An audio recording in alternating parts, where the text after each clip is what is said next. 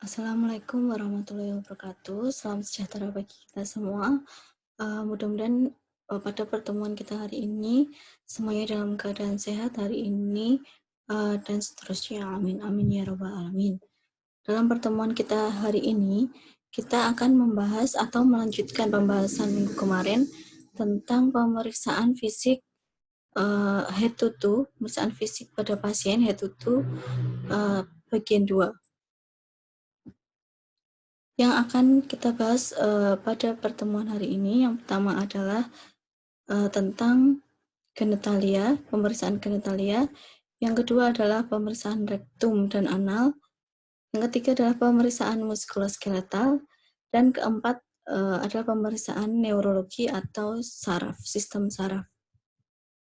Nah, langsung saja kita akan membahas yang pertama adalah pemeriksaan genitalia.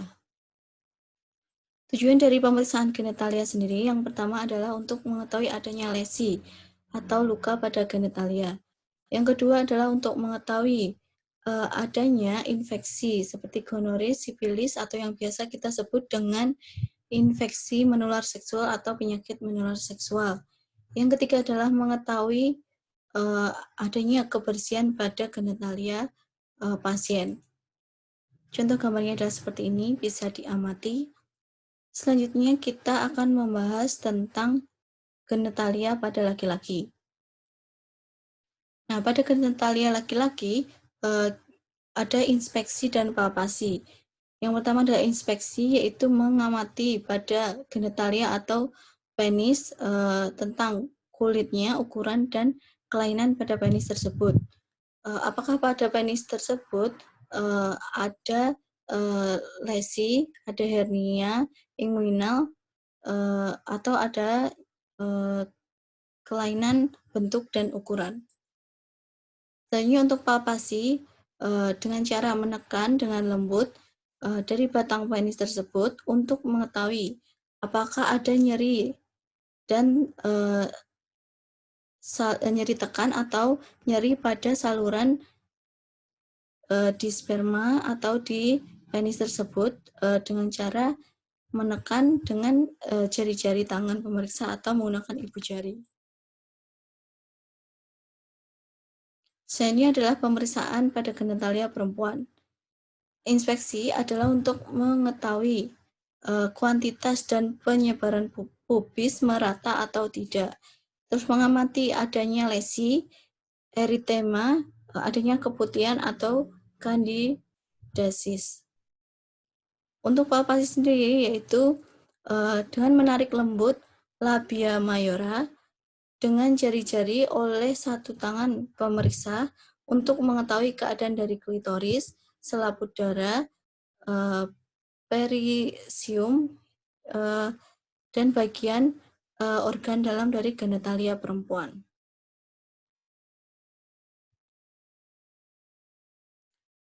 Yang kedua adalah pemeriksaan rektum dan anal. Untuk pemeriksaan rektum dan anal, tujuannya adalah yang pertama untuk mengetahui kondisi dari rektum dan anal tersebut, mengetahui adanya massa pada rektal, pembekakan atau adanya tumor ya pada rektal, terus mengetahui adanya pelebaran vena pada rektal atau yang kita sebut dengan hemoroid. Nah, posisi saat melakukan pemeriksaan rektum dan anal untuk pasien laki-laki pada saat pemeriksaan rektum dan anal posisinya adalah seperti ini. Posisi SIM atau posisi setengah berdiri dengan badan membungkuk.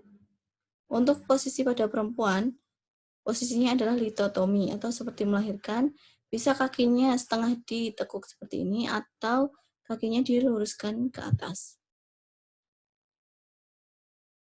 Pemeriksaannya adalah infeksi dan palpasi. Untuk inspeksi yaitu mengetahui jaringan perineal dan jaringan sekitarnya. Dikaji apakah ada lesi dan ulkus pada rektum dan anal tersebut. Untuk palpasi yaitu menggunakan pelumas pada jari pemeriksa yang akan dimasukkan ke rektal dan kita periksa apakah ada nodul atau ada pelebaran vena pada rektum. Seperti ini contohnya, jadi ini jarinya akan diberi pelumas dulu sebelum melakukan pemeriksaan, agar tidak terjadi lesi atau luka. Yang ketiga adalah pemeriksaan muskuloskeletal, seperti yang kita sudah bahas sebelumnya tentang anatomi fisiologi muskuloskeletal. Nah, tujuan dari pemeriksaan ini adalah untuk mengetahui atau memperoleh data dasar dan mobilitas tentang otot, tulang, dan persendian. Jadi yang fokusnya akan kita bahas adalah tulang, otot, dan persendian. Yang kedua adalah untuk mengetahui kekuatan otot. Yang ketiga untuk mengetahui gangguan pada daerah tertentu. Misal ada terjadi pembesaran otot, terus pada tulang mungkin ada terjadi fraktur, pada persendian mungkin ada pergeseran sendi dari posisi normalnya. Nah, yang akan diperiksa pada muskuloskeletal ini adalah yang pertama tentang otot, muskulo, yang kedua adalah ostium, tulang, dan yang ketiga adalah artikulasi atau persendian.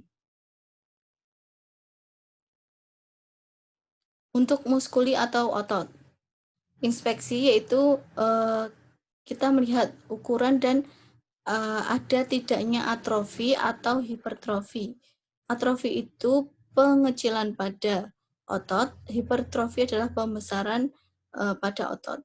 Diukur dan dicatat jika ada perbedaan menggunakan midline. Untuk palpasi itu untuk mengetahui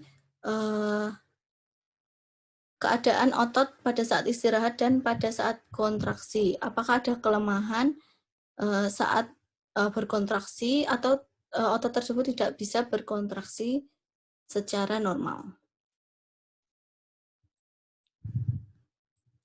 Setelah itu dilakukan pemeriksaan yaitu uji kekuatan otot dengan menyuruh pasien menarik atau mendorong tangan pemeriksa dibandingkan dengan tangan kanan dan kiri. Jadi bergantian.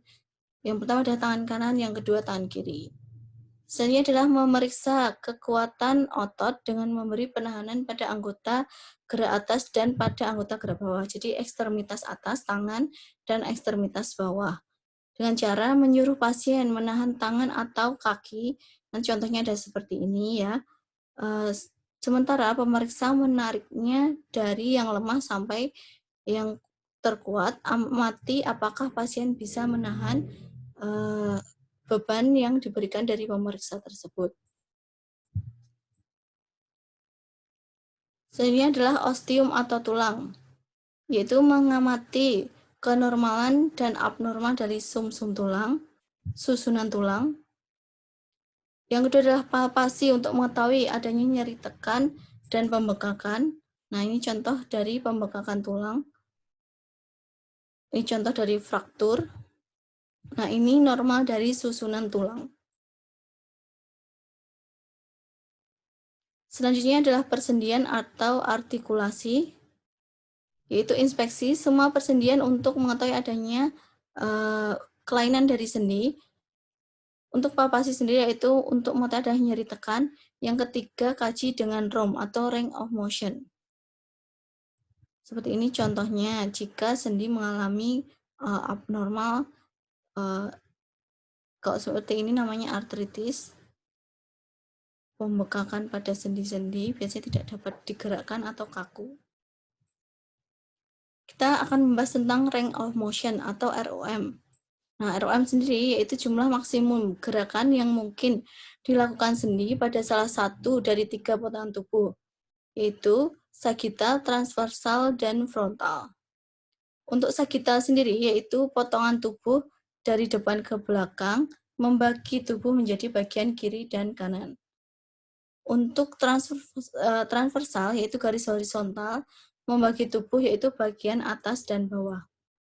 Selanjutnya adalah potongan frontal, yaitu melewati tubuh dari sisi ke sisi dengan membagi tubuh menjadi bagian depan dan belakang. Contoh latihan ROM ada seperti ini, fleksi ekstensi. Fleksi yaitu membentuk sudut persendian, sedangkan ekstensi yaitu bertambahnya sudut persendian. Yang ketiga adalah hiperekstensi, yaitu ekstensi yang lebih lanjut. Seperti ini. Selanjutnya adalah abduksi dan adduksi. kalau abduksi itu menjauh dari garis tengah tubuh. Seperti ini contohnya abduksi. Kalau adduksi adalah gerakan mendekati garis tengah tubuh. Selanjutnya adalah eversi dan inversi. Kalau eversi, perputaran bagian telapak kaki ke bagian luar. Itu eversi. Kalau inversi, yaitu putaran bagian telapak kaki ke bagian dalam. Contohnya seperti ini gerakannya. Selanjutnya ada rotasi, yaitu gerakan memutari pusat dari tulang biasanya terjadi pada gerakan di kepala, contohnya seperti ini. Selanjutnya adalah oposisi, yaitu gerakan menyentuh ibu jari ke setiap jari tangan pada tangan yang sama. Misal ini ibu jari akan menyentuh jari tangan yang sama, ini namanya oposisi. Selanjutnya, masih gerakan ROM, yaitu pronasi dan supinasi, yaitu pronasi pergerakan telapak tangan di mana permukaan tangan bergerak ke bawah atau seperti ini, menelungkup. Jika supinasi yaitu pergerakan telapak tangan di mana permukaan tangan bergerak ke atas atau menengadah seperti ini. Jadi ini pronasi, ini supinasi. Contohnya seperti ini.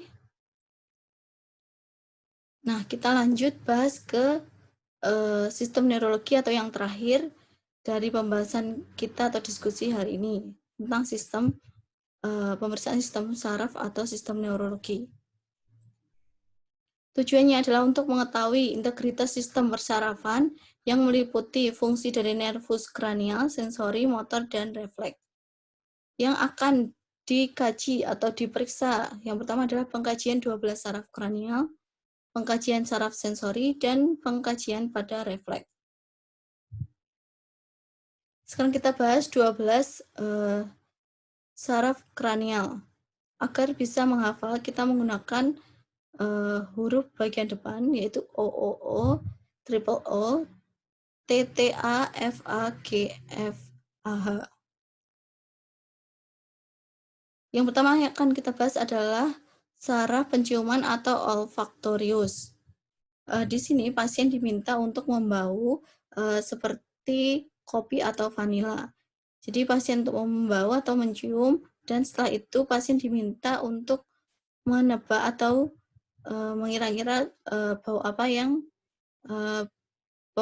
pasien tersebut cium. Yang kedua adalah saraf penglihatan atau optikus. Di sini pasien diminta untuk membaca apakah pasien masih bisa melihat bacaan yang ada di buku yang diberikan oleh pemeriksa atau bisa melihat objek yang ditentukan oleh pemeriksa. Yang ketiga adalah oculomotorius, yaitu kontraksi dan dilatasi pupil. Jadi di sini dilihat apakah pupil membesar atau mengecil setelah diberi rangsangan cahaya. Biasanya menggunakan pen light atau senter. Yang keempat adalah troklear, yaitu gerakan bola mata ke atas dan ke bawah. Jadi pasien diminta untuk melihat ke atas dan ke bawah. Jika ada kelainan, pasien tidak akan bisa menggerakkan matanya ke atas atau ke bawah. Selanjutnya adalah saraf trigeminal atau sensori kulit wajah pergerakan otot rahang. Jadi di sini pasien diminta untuk mengkaji nyeri pada kulit wajah, jadi dipegang wajahnya apakah ada nyeri tekan. Selanjutnya pemeriksa mengusap bagian dari kornea menggunakan kapas secara perlahan. Nah, jika kornea tersebut tidak ada gerakan, berarti pergerakannya adalah negatif. Jika ada gerakan, menjadi positif. Nah, selanjutnya adalah mengkaji kemampuan klien untuk mengatupkan gigi saat mempalpasi otot-otot rahang. Jadi, otot bagian rahang ini dipalpasi. Apakah gigi masih bisa mengatup seperti ini? Jika ada kelainan, pasti pasien tersebut tidak dapat mengatupkan gigi dengan sempurna. Selanjutnya adalah saraf abdusen, yaitu gerakan bola mata menyamping. Jadi pasien diminta untuk melihat ke samping kanan atau ke samping kiri, atau bisa juga menggunakan objek seperti menggunakan bolpen atau menggunakan jari. Jadi pasien diminta untuk mengikuti jari atau objek tersebut. Yang ke-7 adalah fasia atau ekspresi wajah dan pengecapan. Di sini pasien diminta untuk tersenyum, mengembungkan pipi, mengencangkan wajah, menaikkan dan menurunkan alis mata, dan yang terakhir adalah melihat kesimetrasan dari wajah pasien tersebut. Yang ke-8 adalah auditorius atau pendengaran, yaitu mengkaji klien terhadap kata-kata yang dibicarakan dan menyuruh klien mengulang kata atau kalimat yang diucapkan oleh pemeriksa. Yang ke-9 adalah glosafaringel atau pengecapan, yaitu meminta pasien mengidentifikasi rasa asam, asin, manis pada bagian lidah atau pangkal lidah, dan gunakan penekan lidah untuk menimbulkan refleks gag, serta meminta klien untuk menggerakkan lidahnya. Jadi bisa menggunakan seperti ini, sikat gigi atau tong spatel. Yang ke-10 adalah vagus, sensorifaring, gerakan pita suara, yaitu menyuruh pasien mengucapkan kalimat dan mengkaji gerakan palatum dan faringel serta memeriksa kerasnya suara pasien. Jadi pasien suruh bicara, apakah pasien bisa bersuara secara keras atau hanya kecil. Selanjutnya adalah yang ke-11, saraf aksesorius, gerakan kepala dan bahu. Meminta pasien mengangkat bahu seperti ini dan memalingkan kepala ke arah yang ditahan oleh pemeriksa. Jadi seperti ini, pemeriksa menahan kepala seperti ini. Kaji, dapatkah klien melawan tahanan yang ringan? Jadi misal ditahan ke kanan oleh pemeriksa, jadi pasien diminta untuk bergerak ke sebelah kiri. Apakah pasien bisa atau tidak? Yang terakhir adalah hipoglosa atau posisi lidah. Di sini meminta klien untuk menjulurkan lidahnya ke arah garis tengah dan menggerakkan ke berbagai sisi untuk mengetahui apakah lidah tersebut simetris atau ada kelainan seperti lesi atau pembengkakan. Yang kedua dari pemeriksaan atau pengkajian dari neurologi yaitu saraf sensori. Yang pertama adalah nyeri superficial, yaitu menggunakan jarum tumpul dan ditekankan pada kulit pasien pada titik-titik yang pemeriksa inginkan, misal pada lengan. Selanjutnya minta pasien untuk mengungkapkan tingkat nyeri dari bagian mana yang sekiranya diberikan tekanan jarum tumpul tersebut. Contohnya seperti ini. Yang kedua adalah suhu, yaitu sentuh klien dengan botol panas dan dingin, suruh pasien mengatakan sensasi yang dirasakan. Jadi waktu diberikan sentuhan dengan botol panas, apakah pasien bisa merasakan sensasi panas? Gitu juga sebaiknya dengan sensasi dingin. Yang ketiga adalah vibrasi. Kita menggunakan garpu tala, seperti ini garpu tala. Dengan cara tempelkan garpu tala yang sudah digerakkan dan ditempelkan pada falang atau ujung jari. Meminta pasien untuk mengatakan adanya getaran. Misal ibu jari yang diberikan, jadi pasien diminta untuk merasakan apakah ada getaran pada jari tersebut. Selanjutnya adalah posisi. Tekan ibu jari kaki oleh tangan pemeriksa dan gerakkan naik turun kemudian berhenti, suruh pasien mengatakan kaki tersebut posisinya di atas atau di bawah. Contohnya seperti ini. Selanjutnya adalah stereognosis. Dengan cara berikan pasien benda familiar seperti koin atau sendok dan berikan waktu beberapa detik dan suruh pasien untuk mengatakan benda apa itu. Jadi seperti tebak benda ya. Ini bisa diberikan sisir. Apakah pasien tersebut bisa menebak yang dipegang itu adalah sisir? Yang terakhir dari pemeriksaan neurologi adalah pengkajian dari refleks. Yang pertama adalah refleks biceps. Biasanya menggunakan alat ya Jadi yang pertama adalah memfleksikan lengan pada bagian siku sampai 45 derajat dengan posisi tangan pronasi atau menghadap ke bawah. Yang kedua adalah letakkan ibu jari pemeriksa pada fossa antelektubital di dasar tendon dan bisep dan jari-jari lain di atas tendon bisep. Setelah itu, pukul ibu jari Anda dengan refleks hammer dan mengkaji refleks apakah setelah dipukul dengan refleks hammer tersebut, pasien langsung refleks atau tidak. Contohnya refleks bisep ada seperti ini, menggunakan refleks hammer. Yang kedua, mengkaji refleks dari tricep. Caranya adalah meletakkan lengan tangan bawah pasien di atas tangan pemeriksa, tempatkan lengan bawah di antara fleksi dan ekstensi, meminta pasien untuk meletakkan lengan tersebut, dan raba tricep untuk memastikan ototnya tidak kontraksi atau tidak tegang. Yang terakhir adalah pukul tendon tersebut menggunakan refleks hammer pada fossa olecrani dan kaji refleks dari tricep tersebut. Contohnya seperti ini tricepnya.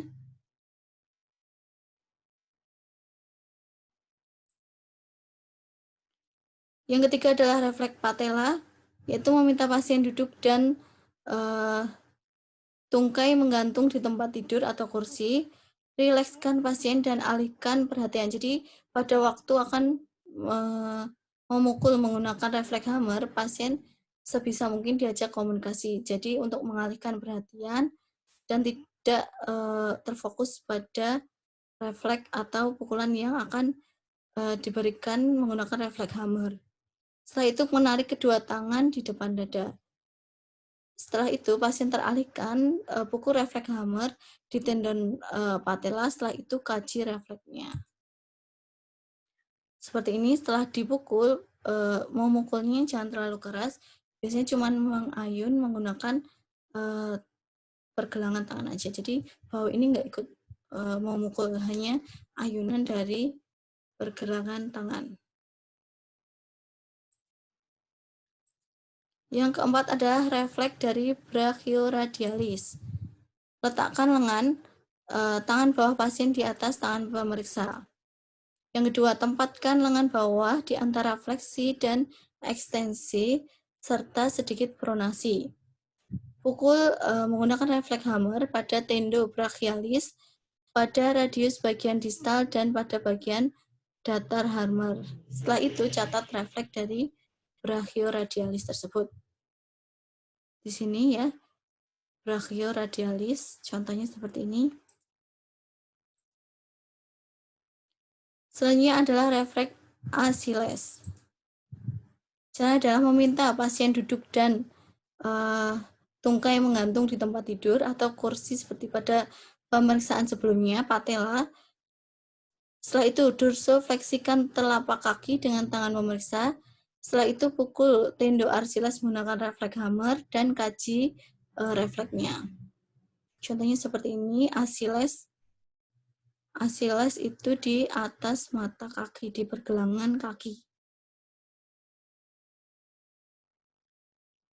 Selanjutnya adalah refleks plantar atau Babinski.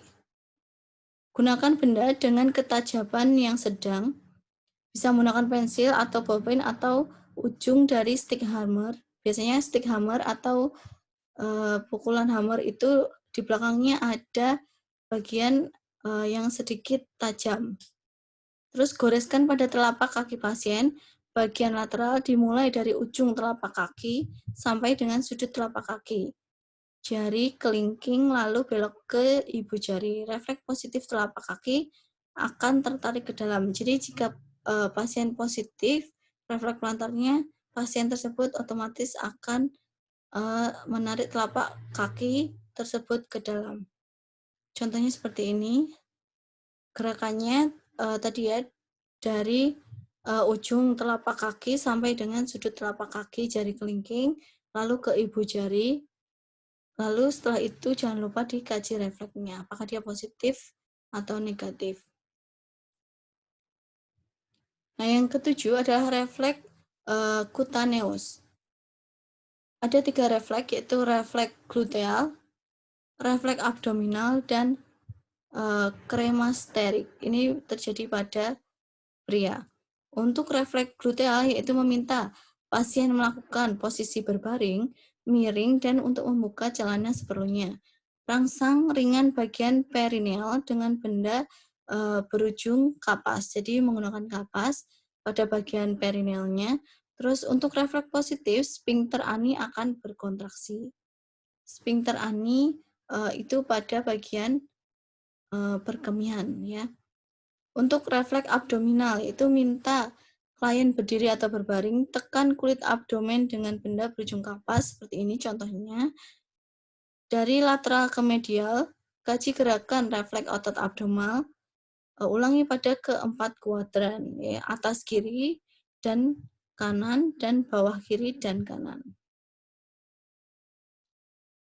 Sebelumnya ada yang terakhir adalah kremasterik atau refleks yang terjadi pada pria, yaitu tekan bagian paha atas dalam menggunakan benda berujung kapas. Normalnya jika skrotum akan naik atau meningkat pada daerah yang dirangsang. Jika ada kelainan, maka skrotum tidak akan naik atau meningkat. Nah, sekian dari diskusi kita hari ini. Semoga ilmunya bermanfaat. Jika ada salah kata, saya mohon maaf. Billahi taufik wa hidayat. Wassalamualaikum warahmatullahi wabarakatuh.